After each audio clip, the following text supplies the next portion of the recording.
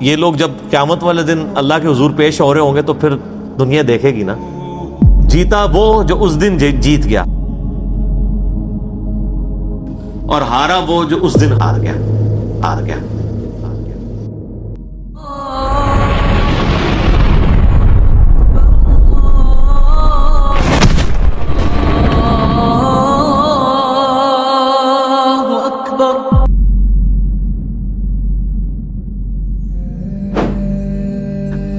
فَأَمَّا مَنْ أُوتِيَ كِتَابَهُ بِيَمِينِهِ، پس قیامت کے دن جس کو اس کا نامہ اعمال دائیں ہاتھ میں دیا جائے گا، فَسَوْفَ يُحَاسِبُ حِسَابًا يَسِيرًا، تو پھر عنقریب اس کا حساب آسانی سے لے لیا جائے گا۔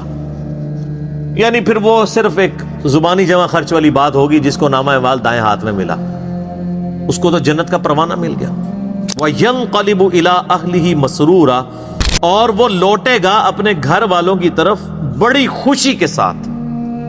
یعنی دنیا میں بھی جب کوئی شخص کوئی ڈگری حاصل کر لیتا ہے، کوئی کامیابی حاصل کر لیتا ہے، تو ہر ایک کو دکھاتا پھرتا ہے، یہ دیکھو میں کامیاب ہو گیا ہوں۔ تو قیامت والے دن بھی ظاہر ہے کہ وہ الٹیمیٹلی سب سے بڑی ڈگری تو وہ ہے نا، اصل کامیاب ہوا جو آخرت میں کامیاب ہوا۔ دنیا میں چاہے کوئی شخص گمنامی کی موت مر گیا کسی فٹ پاتھ کے کنارے، اس کو لاوارث لاش کے طور پہ بغیر کفن کے بھی دفنا دیا گیا، تو قبر میں اسے جنتی کفن مل جائے گا، اینڈ رزلٹ تو اس کا بہترین ہے۔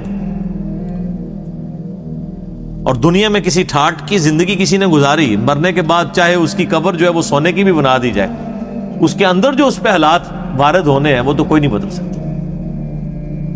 تو وہ شخص بڑی خوشی کے ساتھ اپنے گھر والوں کی طرف لوٹے گا اور فخر سے بتائے گا، یہ دیکھو میں آج کے دن کے لیے تیاری کر رہا تھا، میں کامیاب ہو گیا۔ اسی کو سپورٹیو ایک 2-3 احادیث ہیں صحیح مسلم کے اندر۔ صحیح مسلم میں ایک حدیث ہے کہ نبی صلی اللہ علیہ وآلہ وسلم نے فرمایا کہ دنیا کی زندگی مومن کے لیے قید خانہ ہے اور کافر کے لیے جنت ہے۔ قید خانے میں انسان اپنی مرضی کی زندگی نہیں گزار سکتا، کھانے پینے کی پرابلم بھی رہتی ہے، فاقے بھی آتے ہیں، مرضی کا کھانا بھی نہیں ملتا۔ جن لوگوں نے جیل گزاری ذرا ان سے پوچھیں۔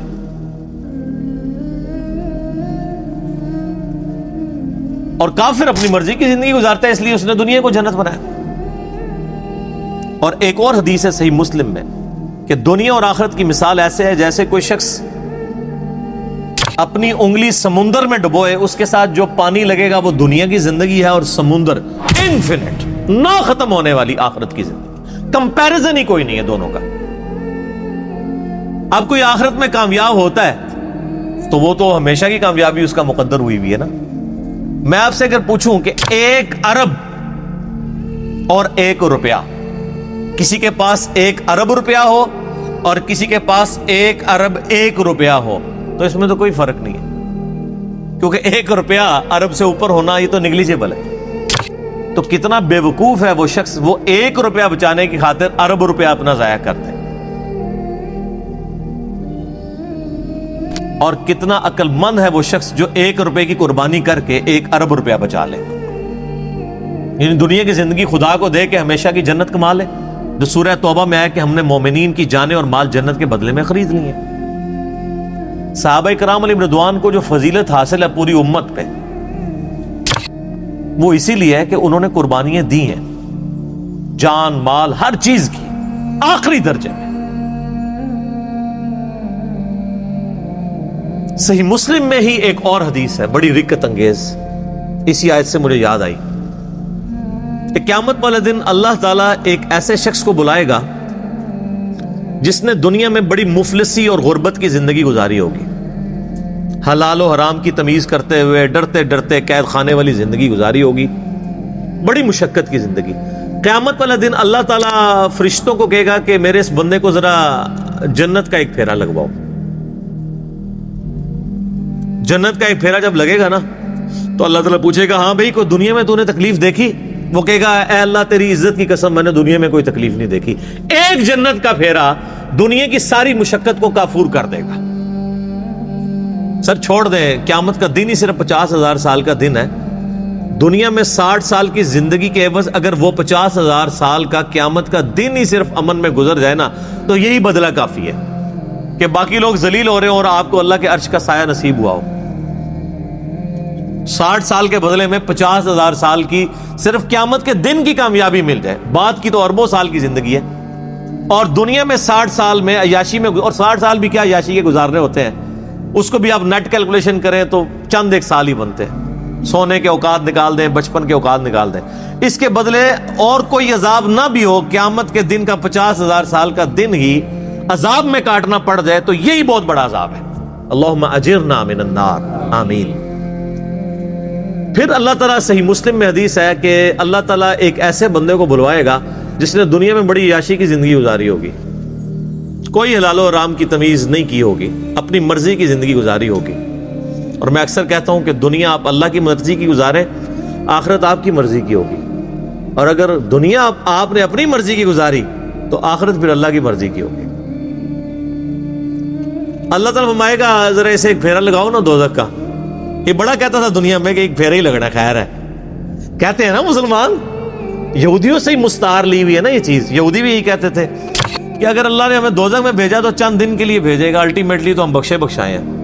اللہ نے فرمایا تم نے کوئی عہد لے لیا اپنے رب سے اس معاملے میں؟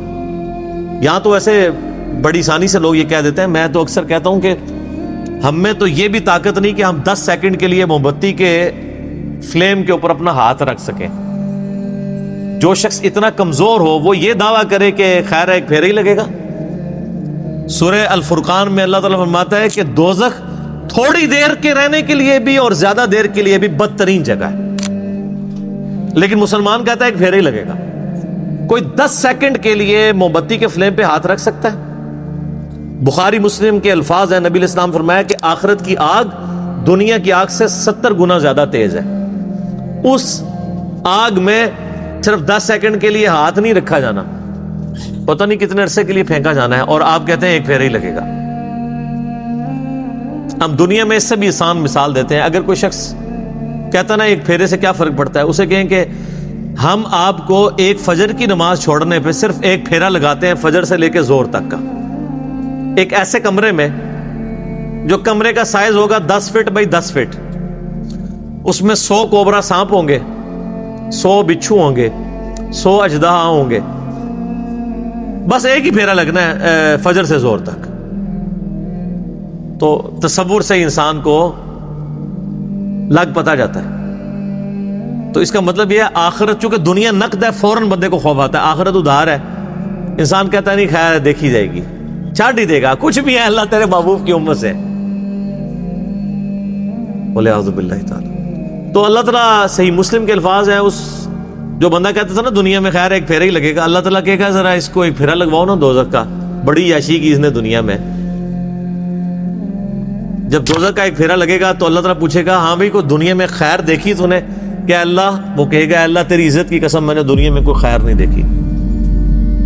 دنیا کی ساری عیاشی دوزخ کے ایک پھیرے سے کافور ہو جائے گی، صرف پھیرا، ابھی تو پرماننٹلی جو اس نے جانا ہے وہ علیحدہ معاملہ ہے۔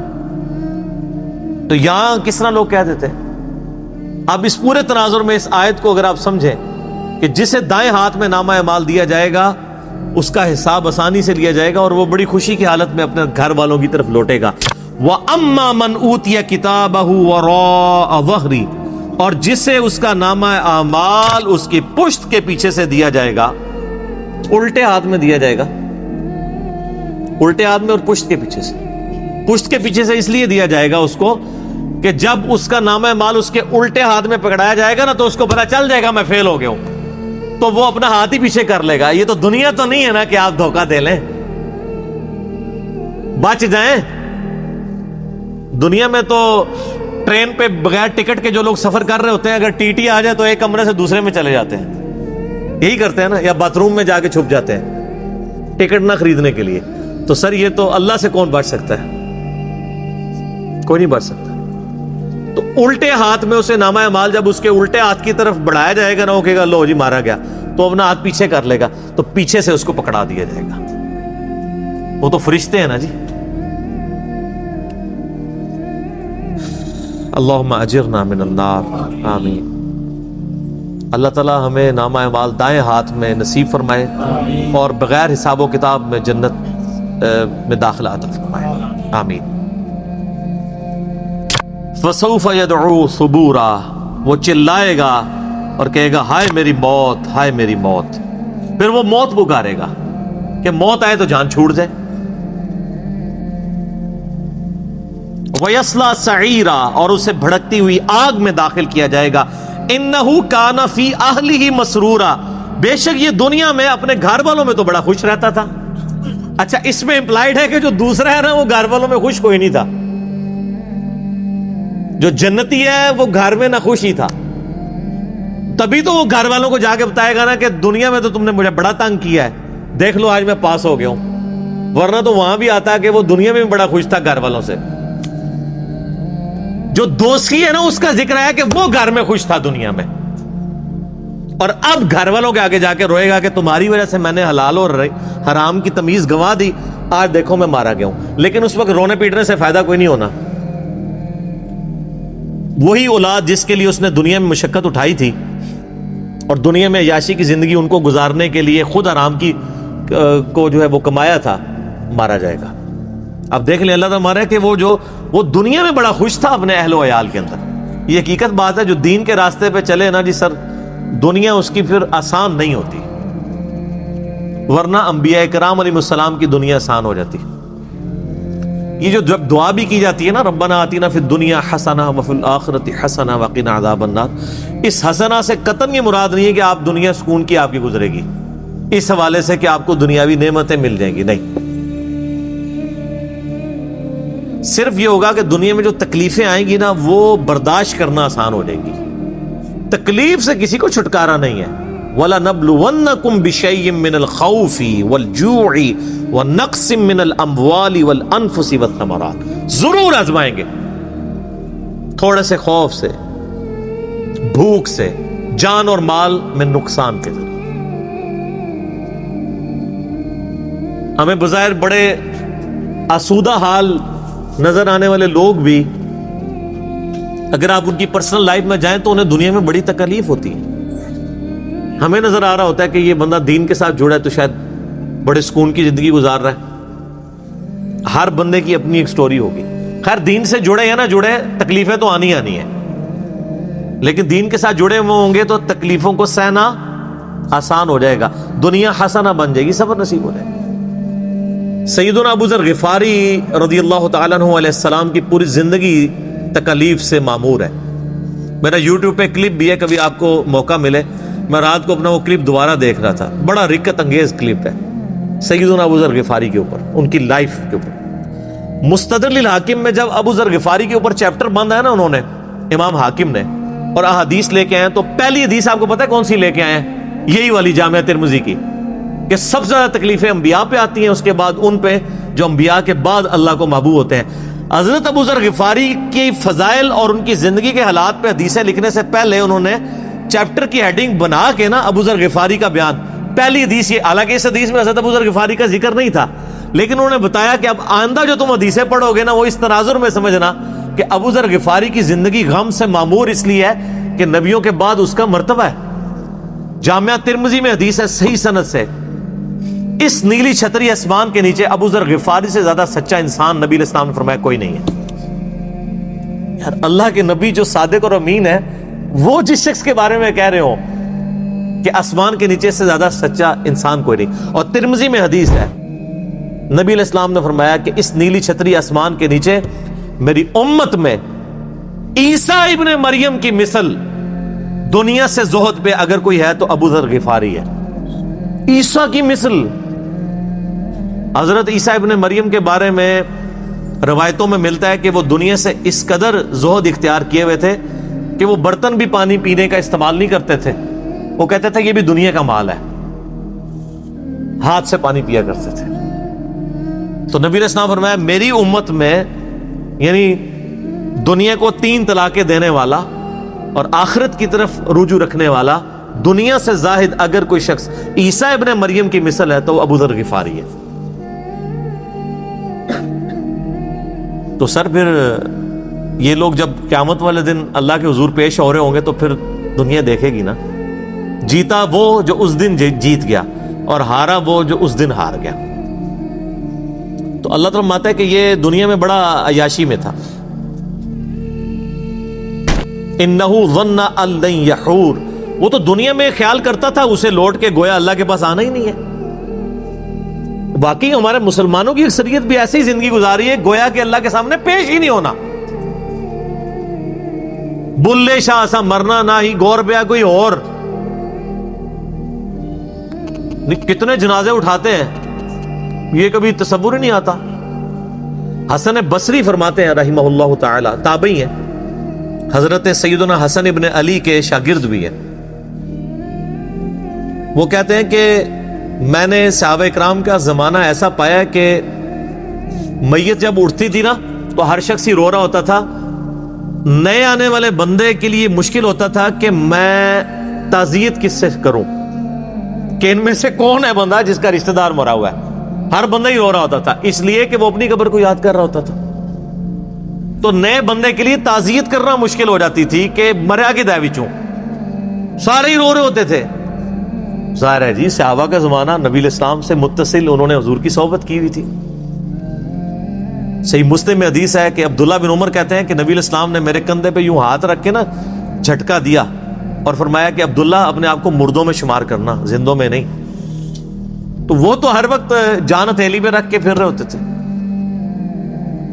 صحیح بخاری میں حدیث ہے، آپ ایک چوراہے سے گزرے، کچھ لوگ ہنس رہے تھے صحابہ میں سے، آپ رک گئے، آپ نے فرمایا کہ جو میں جانتا ہوں اگر تم جانتے تو بہت کم ہنستے زندگی میں، زیادہ روئے ہی کرتے۔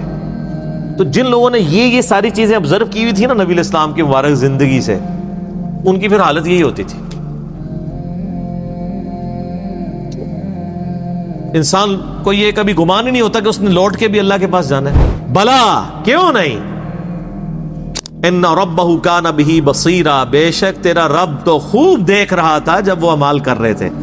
دنیا میں بے شک جتنی بڑی عیاشی کی ہے وہ کہیں نوٹ ہو رہی تھی، تیرا رب دیکھ رہا تھا، اور وہ رب کا ہی حوصلہ ہے کہ دیکھ رہا ہے اور ڈھیل دیتا رہتا ہے، لیکن جب پھر کھینچے گا نا تو پھر کسی کا لحاظ نہیں ہے۔ بخاری مسلم کی حدیث ہے، اے میری بیٹی فاطمہ، میرے مال سے جو کچھ لینا ہے لے لے، اگر اللہ نے تجھے پکڑ لیا قیامت کے دن میں تجھے اللہ سے چھڑا نہیں سکوں گا۔ اے میری پھپھی صفیہ، میرے مال سے جو لینا ہے لے لے، اگر اللہ نے تجھے پکڑ لیا تو میں اللہ کے حضور تیرے کچھ کام نہیں آؤں گا۔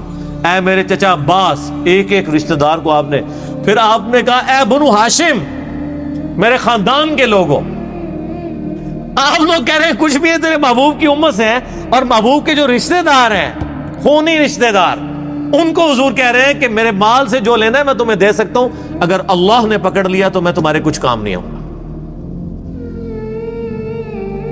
پیر فقیر تے ویسے ہی سائڈ تے کر دو، انہوں نے کھنگڑ ہی نہیں کسی نے دینا۔ جدھر شافع محشر صلی اللہ علیہ وآلہ وسلم یہ بات کر رہے ہیں، کیونکہ شفاعت بھی اللہ کی اجازت سے ہونی ہے جس کے لیے اللہ حکم فرمائے گا، دھونس کے ساتھ شفاعت بھی نہیں، شفاعت بالاذن ہے۔ تو باقی کس کھاتے میں ہے کہ جی میں اس وقت تک جنت میں نہیں جاؤں گا جب تک سارے مریض نہ جنت میں لے جاؤں، اور تنو آپ کسی نے وڑن دینا ہے؟ اتنی وڈی گلاں۔ اچھا یہ باتیں سن کے لوگ سبحان اللہ کہہ رہے ہوتے ہیں، حالانکہ کتنا متکبرانہ جملہ ہے۔ یہ تکبر ہی ہے نا، کوئی شخص کہ میں جنت میں کسی کو لے جاؤں گا۔ اگر یہ جملہ میں بول دوں کہ انشاءاللہ، میں کسی کے لیے، میں اپنے لیے بول دوں کہ میں انشاءاللہ جنت میں ہی جاؤں گا، انشاءاللہ کے ساتھ بھی بول دوں کہ دیکھو جی انہوں کسی نے گارنٹی دیتی ہے، تو تواڈے بابے انہوں کسی گارنٹی دیتی ہے؟ گارنٹی والے تو ان کی قبریں تو مدینے میں ہیں، بغداد شریف والے، اجمیر شریف والے، یا آپ کے جتنے شرفاء ہیں ان کے بارے میں تو کوئی آیات اور احادیث نازل نہیں ہوئی ہے۔ ہم اس نے ظن رکھتے ہیں کہ اللہ تعالیٰ بخش دے، لیکن آپ کسی کو کلین چٹ تو نہیں دے سکتے۔ اچھا یہی آیات ہیں، ان کے کانٹیکسٹ میں ایک بڑی رکت انگیز حدیث ہے بخاری اور مسلم دونوں میں۔ سیدہ عائشہ کہتی ہیں کہ نبی علیہ السلام نے فرمایا قیامت کے دن جس کا حساب کتاب شروع ہو گیا وہ مارا گیا۔ ہائے ہائے ہائے۔ تو ام عائشہ کہتی ہیں یا رسول اللہ، قرآن میں تو سورہ انشقاق میں یہ آیات آئی ہیں کہ فسوف یحاسب حسابا یسیرا، کہ جس کا نام مال دائیں ہاتھ میں دیا جائے گا اس کا حساب آسان ہوگا۔ تو میں تو یہی سمجھتی ہوں کہ جس کا نامہ مال دائیں ہاتھ میں دیا جائے گا حساب اس کا بھی ہوگا، اور جس کا نامہ مال بائیں ہاتھ میں دیا جائے گا حساب اس کا بھی ہوگا۔ اور آپ فرما رہے ہیں کہ جس کا حساب کتاب شروع ہو گیا وہ مارا گیا۔ تو آپ نے فرمایا عائشہ یہ حساب وہ حساب نہیں ہے، یہ تو بس صرف سرسری بات ہوگی. جس کا حساب شروع ہو گیا اور اللہ نے پوچھ دیا یہ کیوں کیا، وہ مارا گیا. یہ جنتی وہ ہوں گے جن کا حساب ہونا ہی نہیں ہے. یہ جو ہے نا ان کا حساب آسان ہوگا. حساب آسان یہ ہے کہ ٹوٹل پورا، اچھا جی ہاں جی نیکیاں 1 ارب، گناہ 1 کروڑ، ٹھیک ہے جی بس. لیکن اگر پوچھ لیا کہ یہ کیوں کیا، وہ مارا گیا. تو آپ اندازہ لگائیں کہ نبی علیہ السلام نے کتنے سخت لفظ استعمال فرمائے ہیں کہ جس کا حساب شروع ہو گیا وہ مارا گیا. تو اسی لیے ہم کہتے ہیں اللہ بغیر حساب و کتاب کے جنت میں داخلہ عطا فرمانا. ٹھیک ہے نا جی. تو آمین بھی کریں اور کوشش بھی کریں. اصل چیز تو یہ ہے. صحیح مسلم میں حدیث ہے، سیدنا ربیعہ رضی اللہ تعالیٰ عنہ نبی علیہ السلام کو وضو کروایا کرتے تھے. ایک دن آپ صلی اللہ علیہ وآلہ وسلم کا سمندر رحمت جوش میں آیا، فرمایا سل ربیعہ، ربیعہ مانگ، آج کیا مانگتا ہے، اجرت مانگ لے جو نبی کی تو خدمت کرتا ہے. صحیح مسلم میں حدیث ہے. ان کا یا رسول اللہ جنت میں آپ کا پڑوس چاہیے. بہت کیا تیاری کر کے رکھی ہوئی تھی، کوئی ورکنگ نہیں کرنی پڑی، اور کائنات کی سب سے بڑی چیز مانگ لی. کائنات میں اگر خدا سے کوئی چیز مانگی جا سکتی ہے نا، ویسے تو سب سے بڑی چیز یہ ہے کہ انسان نبوت مانگ لے. وہ تو مل نہیں سکتی، وہ وہ بھی ہے. اس لیے نبوت کا سوال یا دعا کرنا تو حرام ہے، کیونکہ یہ تو اللہ نے بین کی ہوئی ہے. نبوت کے بعد اگر اللہ سے کوئی سب سے بڑی چیز کائنات میں مانگی جا سکتی ہے نا، وہ یہ ہے کہ جنت میں نبیوں کا پڑوس. کیونکہ اللہ تعالیٰ کی رحمت کی سب سے بڑی جو ایگزیکیوشن ہے وہ کہاں پہ ہونی ہے؟ جنت میں. اور جنت میں بھی سب سے بڑی رحمت کا مقام انبیاء کرام جس جنت میں ہوں گے، اور پھر انبیاء کے امام سیدنا محمد رسول اللہ صلی اللہ علیہ وآلہ وسلم کا پڑوس جسے جنت میں مل جائے، تو سر کائنات میں اس سے کوئی بڑی خواہش کسی سے کی جا سکتی ہے؟ یہی ہے. تو ہم بھی اکثر اللہ سے یہی دعا کرتے ہیں کہ اللہ تعالیٰ ہمیں نبی علیہ السلام کا پڑوس نصیب فرمائے. آمین. لیکن اس کے لیے پھر نبیوں والا کام کرنا پڑے گا. کنتم خیر امۃ اخرجت للناس تأمرون بالمعروف وتنہون عن المنکر وتؤمنون باللہ. نبیوں والا کام کریں. نبیوں والا جو ہے وہ آپ ریوارڈ اللہ سے حاصل کر رہے ہیں انشاءاللہ تعالی. یہ ہر بندے کی ذمہ داری ہے. تو سیدنا ربیعہ نے کہا یا رسول اللہ جنت میں آپ کا پڑوس مل جائے اور کیا چاہیے؟ تو آپ علیہ السلام نے فرمایا پھر کثرت سجود سے میری مدد کر. وہ بھی کلین چیٹ نہیں، کثرت سجود سے میری مدد کر. یعنی تو نمازیں پڑھ، اپنے اعمال کو سیدھا رکھ، تو میں بھی سفارش کر دوں گا. یعنی خالی کھلی ڈگری نہیں ملنی ہے، محنت تجھے بھی کرنی پڑے گی. کثرت سجود سے میری مدد کر تو جنت میں تجھے پڑوس مل جائے. تو بغیر محنت کے کوئی چیز حاصل نہیں ہوتی.